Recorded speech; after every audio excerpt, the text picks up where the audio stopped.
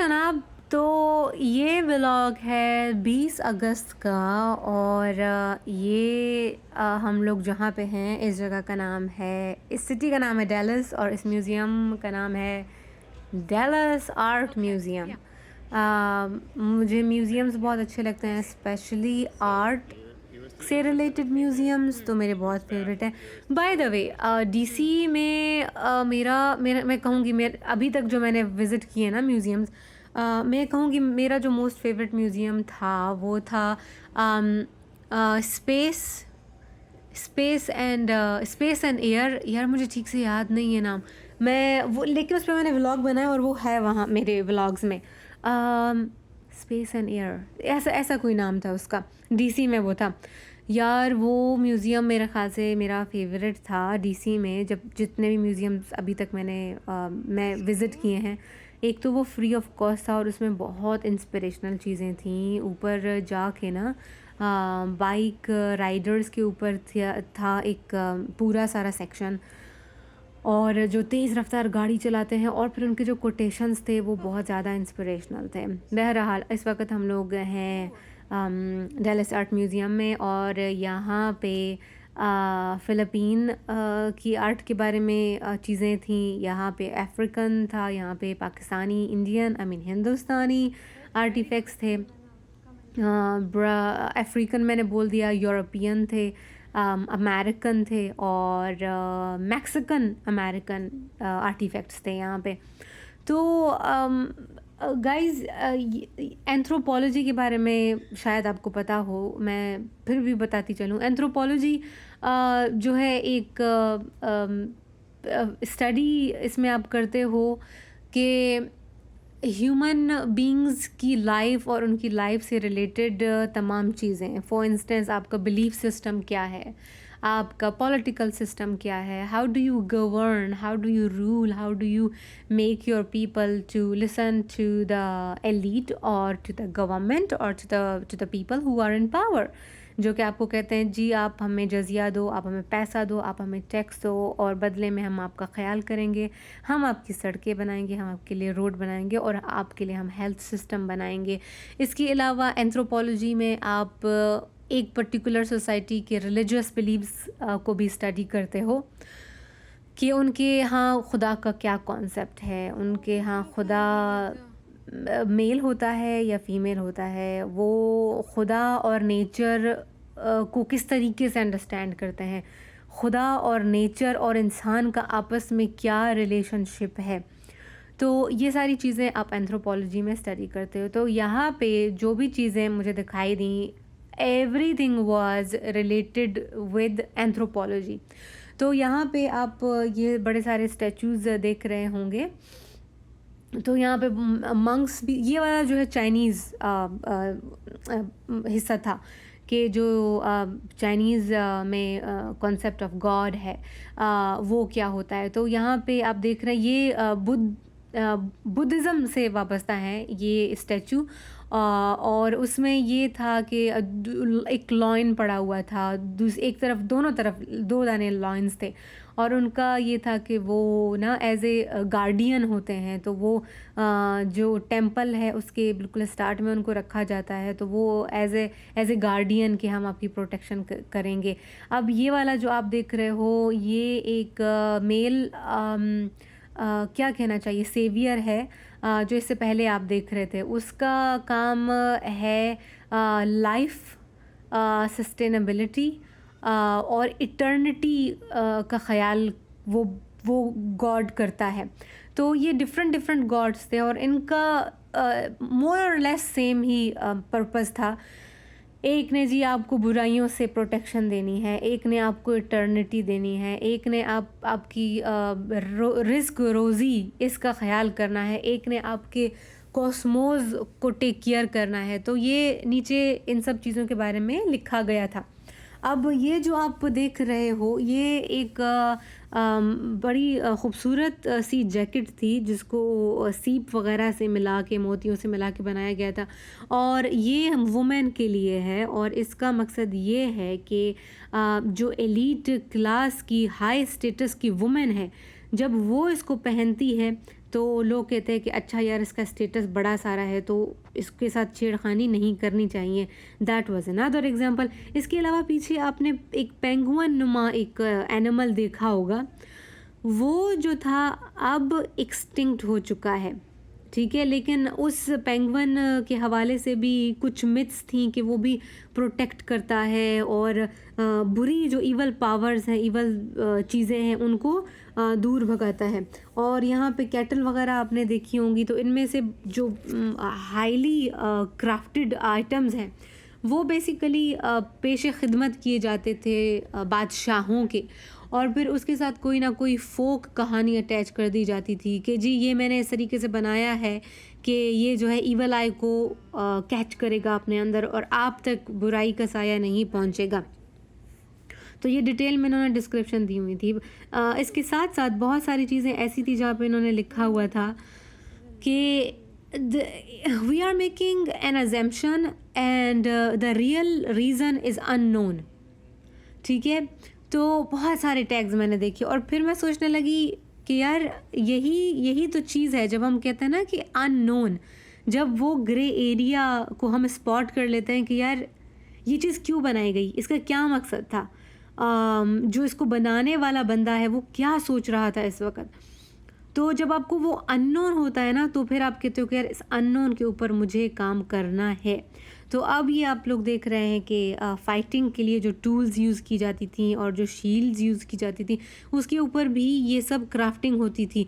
अब ये जो है देवता वगैरह हैं जो कि शील्ड के फ्रंट साइड पे बनाए गए हैं, और इनका मकसद ये है कि जी आप बुराई से दूर करो, वो जो वॉरियर है जो लड़ रहा है दुश्मन के ख़िलाफ़, आप उससे दूर करो। अच्छा, ये एक और एक नुमाइंदा चीज़ है इंडोनेशिया की आर्ट में कि हार्ट वाला शेप ये लोग उठाते हैं, ठीक है। तो ये आइसलैंड की कुछ कम्युनिटीज़ हैं जो इस तरीके से बनाती हैं अपने आइडल्स को कि वो दिल की शक्ल का होता है। और ज़ाहिरी बात है इन तमाम की तमाम चीज़ों का मकसद ये है कि जी जो इवल स्पिरिट्स हैं और आपके ऊपर काला जादू है, ब्लैक मैजिक है, इन तमाम चीज़ों से इंसान को दूर रखा जाए। ये जी अब आपने जो देखा वो एक मेल और फीमेल गॉड एंड गॉडेस था, तो उनका भी यही काम है कि जी जो मेल गॉड है वो प्रोटेक्शन करता है और आपको सेफ़ रखता है, लेकिन जो फीमेल हैं वो जो है फर्टिलिटी, रीग्रोथ, सस्टेनेबिलिटी, इन सब चीज़ों के लिए जानी जाती हैं। अब यहाँ पे जो आप देख रहे हैं ये हैं वॉरियर्स के लिए बनाए गए नेकलेस, और ये जो है एनिमल दांत या एनिमल बोन से मिला के बनाए जाते हैं। यहाँ पे ये भी लिखा गया था कि जो एनिमल है उनका सेक्रीफाइस कैसे किया जाता था देवताओं के सामने। तो यहाँ पे मुझे ये भी देखने में मिला कि इंसानों का भी सेक्रीफाइस किया जाता था अर्ली इन द टाइम्स, ठीक है। इंसान पहले बनते थे सेक्रीफाइस की एक सोर्स के, देवियों और देवताओं को खुश किया जाए, जी ये हमने इंसान का खून बहा दिया। वो बाद में चीज़ें ज़रा बेहतर हो गई तो उन्होंने जानवरों का खून बहाना शुरू कर दिया कि अब हमारे जो देव और देवताएं हैं वो जानवरों के खून को एक्सेप्ट करेंगे। इसके अलावा आई नो अबाउट बलूचिस्तान के जब भी शादी होती है, दुल्हन को घर जब लाया जा रहा होता है तो उसकी एंट्री से पहले दरवाज़े पे बकरे को ज़िबा करते हैं। अगर किसी की हैसियत नहीं होती तो वो बेचारी कुकड़ को ज़िबा करते हैं। फिर वो दुल्हन को बोलते हैं कि अब तुमने इस खून में अपना पाँव रख के अंदर आना है। तो वो है कि जी हमने ईवल आई को दूर कर दिया। तो एक कल्चरल चीज़ है, मेरा इन चीज़ों पे बिलीव नहीं है, बट मेरे घर वाले भी इन चीज़ों पे बिलीव करते हैं और वो करते हैं ऐसा। और मेरी एक कज़न है, उसकी शादी पे भी ऐसा हुआ था। एक तो ये हो गया। एक इसके अलावा फौदगी पे भी एक कम्युनिटी है, मैं उनका नाम नहीं लेना चाहूँगी, फौदगी पे भी वो लोग करते हैं कि मेरे ख़्याल से जैसे जनाज़ा उठा लिया तो फिर से एक बकरा या दुम्बा जो है वो ज़िबा कर दिया। तो ये खून की बड़ी अहमियत है। हमेशा कहते हैं कि यार कोई मुसीबत आ गई, खून बहाओ, खून बहाओ। उससे क्या होता है कि आपकी जो मुसीबतें हैं वो टल जाती हैं। तो जब मैं म्यूज़ियम्स में जाती हूँ और मैं इस तरह की स्टोरीज़ देखती हूँ तो मुझे वो कनेक्शंस अपने कम्युनिटी में अब तक दिखाई देते हैं कि लोग किस तरीके से इसके ऊपर बिलीव करते हैं, और एक वो रिजिड बिलीव है। तो जी अगेन हमारे यहाँ हमारे पास कुछ और स्टैचूज़ हैं, इनमें बहुत सारे मंक्स भी हैं। ये वाला जो है ये अंडरवर्ल्ड का गॉड था, ठीक है? तो अंडरवर्ल्ड का गॉड मतलब कि ये जो है वो जो सारे ख़राब किस्म की आत्माएँ होती हैं, ख़राब किस्म के लोग होते हैं, ये वाला गॉड उनको टैकल करता है। वो कोई ऐसे शांत और अच्छा मतलब गॉड तो सारे अच्छे ही हैं, बट जो अंडरवर्ल्ड वाला है वो ऐसी चीज़ों का ख्याल करता है जो कि छुपी हुई हैं, जिन भूत और जो बुरे किस्म के लोग हैं, इन सारी चीज़ों को वो कंट्रोल करते हैं। अच्छा, इससे पहले आपने देखा एक बंदा था और बंदे के साथ एक किट्टी थी और किट्टी की उसने तस्वीरें बनाई थी। तो वो हम लोगों ने फ़िल्म कर लिया क्योंकि हमें भी अच्छी लगती हैं बिल्लियाँ। तो वो एक आर्टिस्ट था जिसकी एक बिल्ली थी और उसने अपनी बिल्ली की खूब सारी वीडियोस बनाई। गाइज़ यहाँ पे आप कुछ चाइनीज़ गेम्स देख रहे थे, वो जो छोटे-छोटे से टूल्स थे। तो एंशिएंट टाइम्स में जिस तरीके के गेम्स बनाए गए थे, तो वो इनको आर्टिफैक्ट्स मिले हैं, तो इन्होंने वो भी यहाँ पे रख दिए थे। ये लें जी, ये हम लोगों ने कुछ तो यहाँ पे हम लोगों ने आर्ट को एक्सप्लोर कर लिया। अब हम आगे चलते जाएँगे। ये जो है इसके बीच में जो आप देख रहे हो, ये है एक गरीब मंकी का स्कल, और ये इस तरीके से ना ऐसे बनाया जाता है कि घर में आप ये बिलीव है एक इंडोनेशियन आइसलैंड कम्युनिटी का कि हर घर के अंदर एक बुरी आत्मा होती है। बुरी आत्मा मतलब एक घोस्ट होता है, एक कोई जिन होता है, कोई बुरी ताकत होती है। बुरी ताकत कहना मेरे ख़्याल से ज़्यादा अच्छा होगा। अभी मैंने वहाँ पे जो पढ़ा मैं आपको वो बता रही हूँ। तो वो जो बुरी आदत होती है सॉरी बुरी ताकत होती है, वो हर घर में होती है। तो आप जब घर में आते हो तो आपको अपने घर को उस ताकत से आपने अपने आप को महफूज करना होता है। तो आप क्या करते हो कि आप इस तरह की चीज़ बनाते हो, वो जो आपने ख़तरनाक सा एक देखा और बीच में एक मंकी बेचारे का मुंह था, तो वो आप बना के ना अपने घर के लिविंग रूम में लगा देते हो। उससे फिर क्या होता है कि आपकी जो प्रोटेक्शन आपकी उससे होती है। फिर उसमें ये भी किस्सा लिखा हुआ था कि एक एंथ्रोपोलॉजिस्ट था। तो एंथ्रोपोलॉजिस्ट वही लोग होते हैं जो human beliefs, politics, religious, social beliefs, attitudes, social behaviours, इन सब चीज़ों के ऊपर काम करते हैं। तो वो उस बंदे ने कहा कि मैं एक घर में गया और वहीं वो इसी चीज़ की स्टडी के लिए गया हुआ था।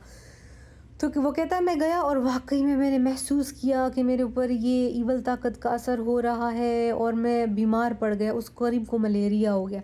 फिर उसने ना वो जो घर वाले थे उनसे पूछा कि ये मुझे क्या हो रहा है, मेरे पे ये क्यों सब चीज़ें आ रही हैं? फिर उन्होंने बोला कि हाँ, देखो इस घर में जो ईवल ताकत है ना वो तुमको यहाँ पे बर्दाश्त नहीं कर रही है। वो समझ रही है कि वो बोल रही है कि मुझे तुम्हारी प्रेज़ेंस यहाँ पे कबूल नहीं है, तो इस तरीके से वो रिएक्ट कर रही है।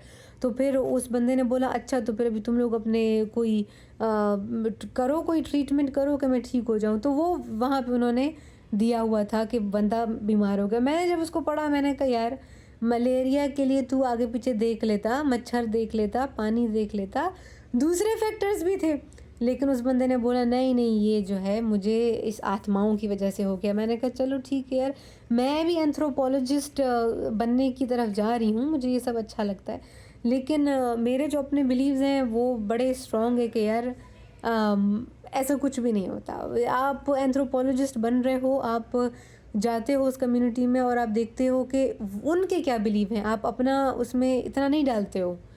आजकल जो आपने एंकर्स देखे होंगे तो वो अपनी कहानियाँ भी डाल रही होती हैं और वो बड़े बिल्कुल भी वो लोग प्रोफेशनल नहीं होते। जैसे किसी ने किसी को मार दिया तो वो कहेंगे तुमको शर्म नहीं आई, तुमने उसको मार दिया, तुमको थोड़ा एहसास नहीं हुआ, तुमको ये नहीं हुआ, तुमको वो। आप रिपोर्टर हो, आपका ये काम नहीं है। आपने अपने आप को डिस्टेंट रखना है, ये सबसे बेसिक चीज़ है। You just have to record the story and make it a record. That's it.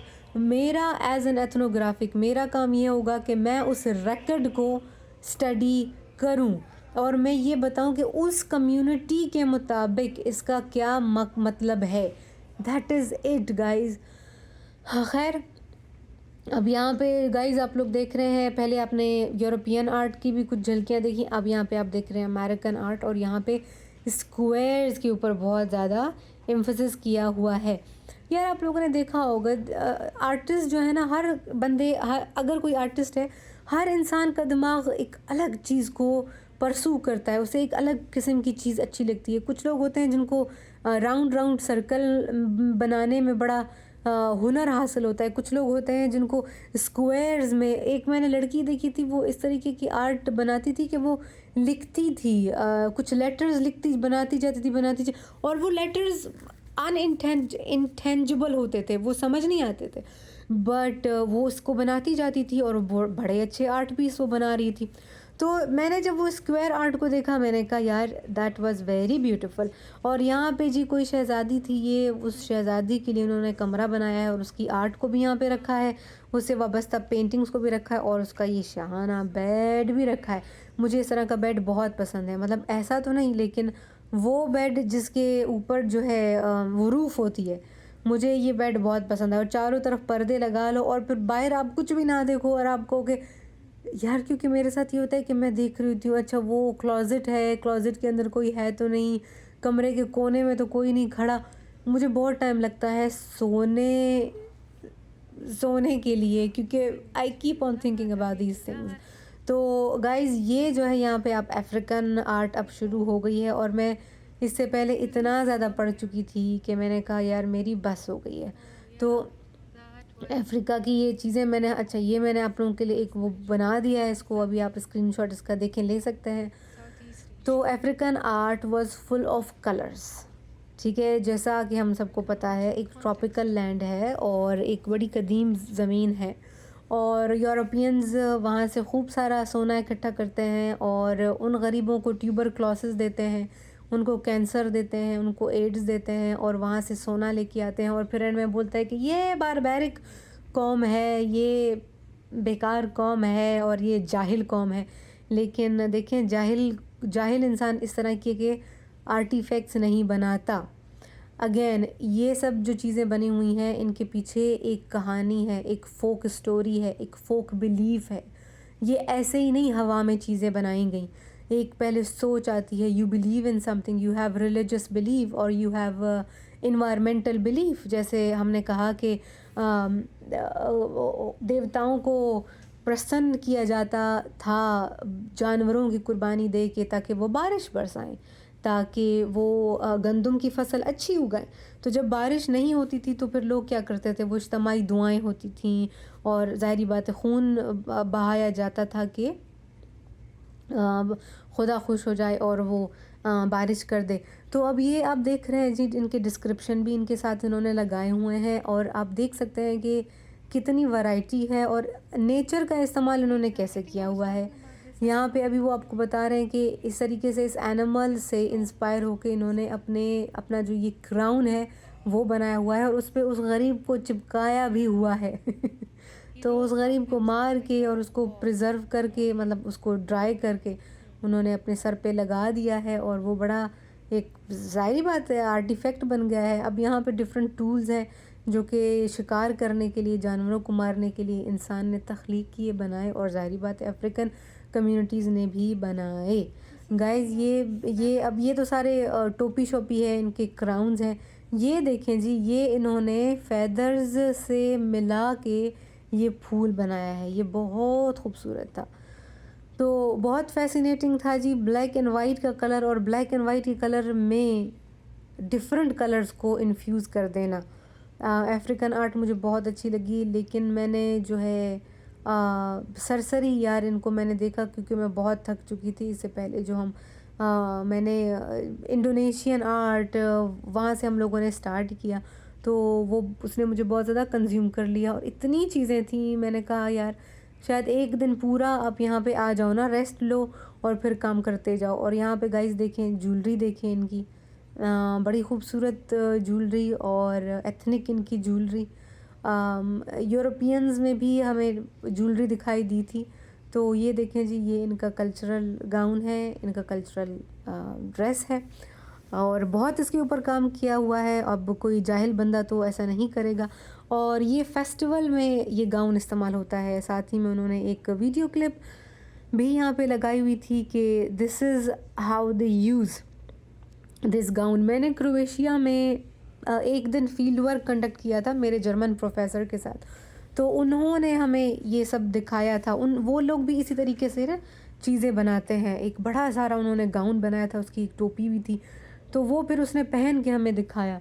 तो उसकी टॉप पे जो है उन्होंने पैसे लगाए हुए थे, जैसे हम लोग कंडी बनाते हैं, जो दूल्हे और दुल्हन को नहीं, दूल्हे को पहनाई जाती है, वो जो पैसों से हार बनता है। तो वो उन्होंने उसके जो अपना ड्रेस बनाया था उसके ऊपर सर पे उन्होंने वो लगाई हुई थी, पैसे लगाए हुए थे और उसमें कुछ लड़कियों की न्यूड पिक्चर्स भी थी। उसका फेस्टिवल, वो फेस्टिवल होता है बाहर में, तो उस फेस्टिवल का मकसद ये था कि पैसा आए, कंपेनियनशिप आए, वगैरह वगैरह। तो ये देखें जी, ये वापसी पे हम लोगों ने देखा एक छोटा सा बंदा खड़ा था एक बड़े से बंदे के सामने। मुझे समझ तो इसका नहीं आया मकसद, लेकिन अच्छा बहुत लग रहा था गाइस। एंड में हम लोगों ने स्मूदी खाई, पी लंच में। That was the vlog guys, thank you for watching.